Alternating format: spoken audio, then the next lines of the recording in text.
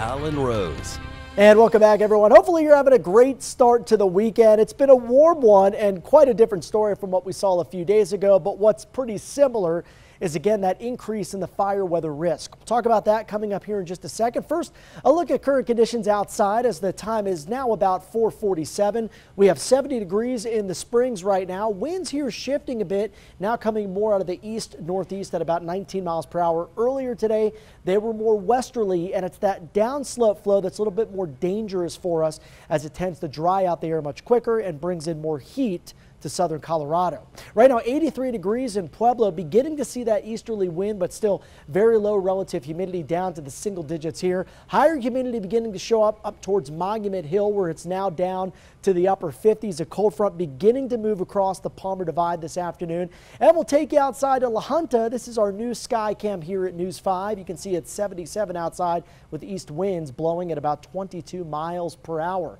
Red flag warnings, which means critical fire weather conditions still in play here till about 7 o'clock tonight.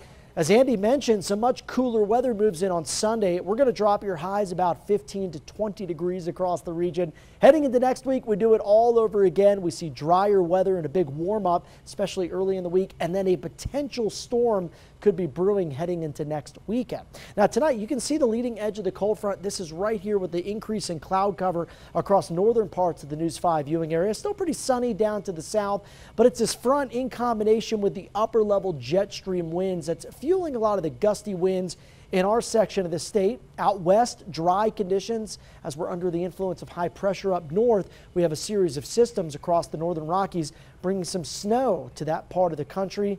Lucky them, right? We know we could use it. Now, as we look at the futurecast here, you can see a lot of gusty wind, especially across the mountain areas. They're about sunset tonight. I think for the most part, as the front passes through, you get the shift out of the north. The winds will temporarily pick up, and then they should die down as we head towards late this evening. So as we look ahead to your Sunday forecast, we will see areas of haze and some cooler morning lows to start out the day. We'll be down to the 30s in both areas. By noon, only in the low 50s, and highs tomorrow in both spots only warming into the upper 50s. And you can see as we take you hour by hour, got some smoke and haze in the forecast. Also a little bit of a stratus layer of clouds across the eastern plains. Some of that fog and low cloud coverage could also make it right up against the mountains early in the day before it burns off. That's going to contribute to the cooler fall-like feel in that Sunday forecast. So here's a look at the overnight lows tonight across the region. We'll be down near the freezing mark, Monument to Woodland Park, 34 in the Springs, 37 in Pueblo.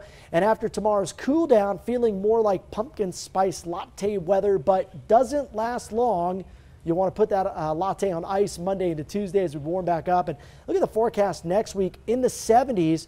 Another front moves in with some wind Thursday. That could be another high fire danger day. And then possibly Saturday into Sunday might see a system move in from the north. Pueblo will go from the 50s on Sunday up to 80 on Tuesday. Canyon City, nice and cool Sunday, but back to the 70s most of next week. And at Woodland Park, no need for the snow shovel yet. Maybe next weekend, some rain and snow moving into Teller County.